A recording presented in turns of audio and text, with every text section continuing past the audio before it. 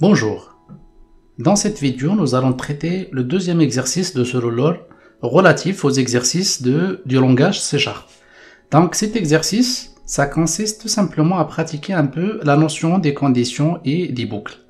Donc les conditions, on en a déjà parlé dans un autre cours ou dans une autre vidéo, où on disait si une condition est vraie, ce qui est entre les crochets ou ce qui est entre les accolades, il est exécuté. Et si la condition est fausse, dans ce cas-là, elle ne sera pas exécutée, elle va passer aux instructions suivantes. Pour les boucles, il s'agit en fait de faire des traitements itératifs tant que une condition est vraie. Donc les boucles, en plus de l'itérativité, il y a aussi la notion de condition qui est imbriquée dans ces techniques. Donc cet exercice-là, ce qu'il nous demande en fait, c'est, il nous dit d'imaginer qu'on est un prof, et ce prof-là, il souhaiterait expliquer la notion de multiplication à ses étudiants, moyennant la table de multiplication du nombre 3.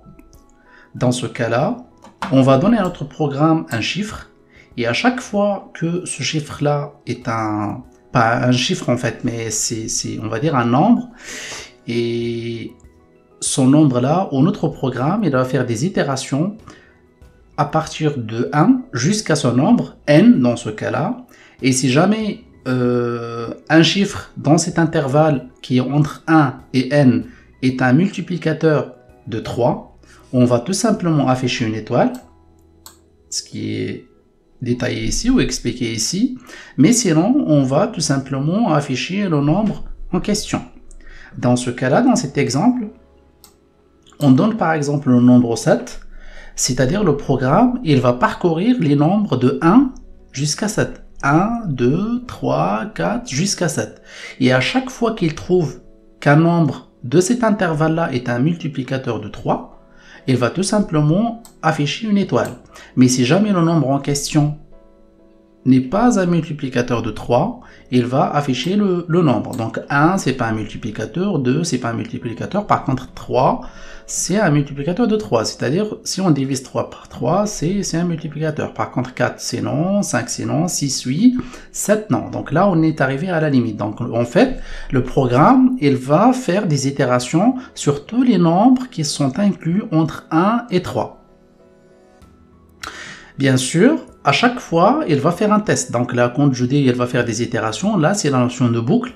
Et quand je dis qu'il va faire un test, c'est-à-dire il va tester le nombre 1, le premier nombre, et il va voir s'il est multiplicateur ou diviseur de 3, ainsi de suite. Donc à chaque fois, il va faire des tests. Donc pour programmer tout ça, ce que je vais faire, c'est que je vais d'abord commencer par la déclaration des variables.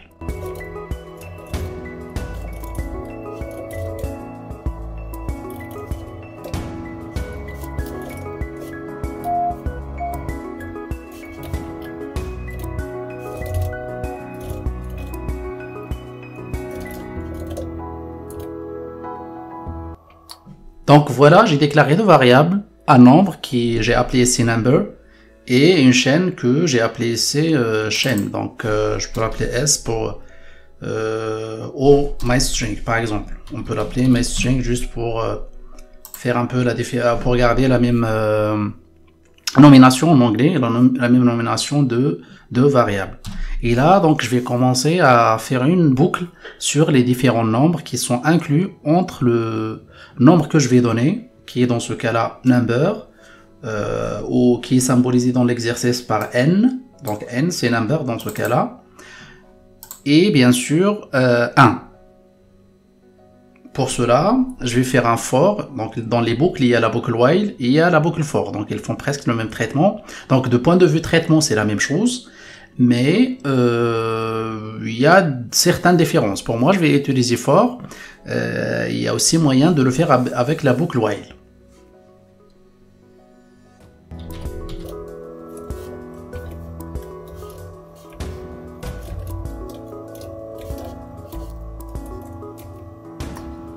Donc là, j'ai déclaré mes variables et j'ai fait le corps de ma boucle. Pardon. Donc la boucle, elle va aller de et est égal à 1 jusqu'à number ou jusqu'à n. Donc je vais tester tous les nombres qui sont inclus entre 1 et number. Et à chaque fois, je vais bien sûr incrémenter le nombre i. Et à l'intérieur de la boucle, je vais faire mes conditions. Mais avant de faire les conditions, j'ai oublié ici de déclarer la variable i. Donc si vous l'oubliez, vous aurez à la fin que la variable i n'est pas dans le contexte. Donc une erreur de ce genre.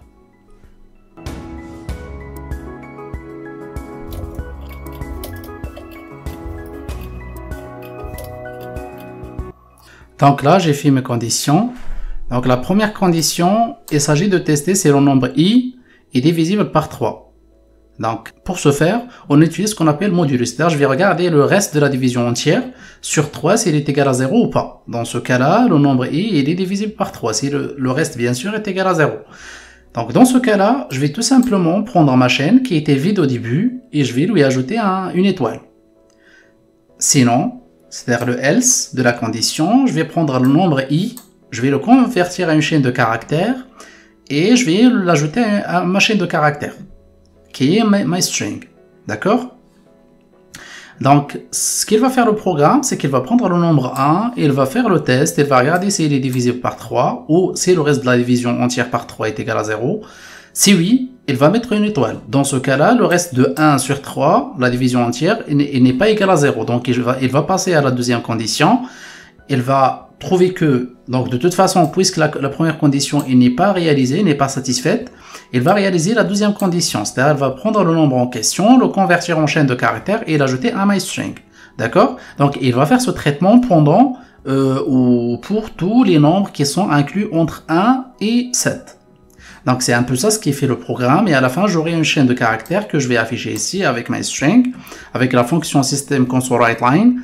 Et ça va m'afficher ce genre de choses. Donc, si j'exécute le programme, donc vous voyez ici, j'ai une erreur. Donc, si je regarde le programme, normalement, j'ai tous les points-virgules.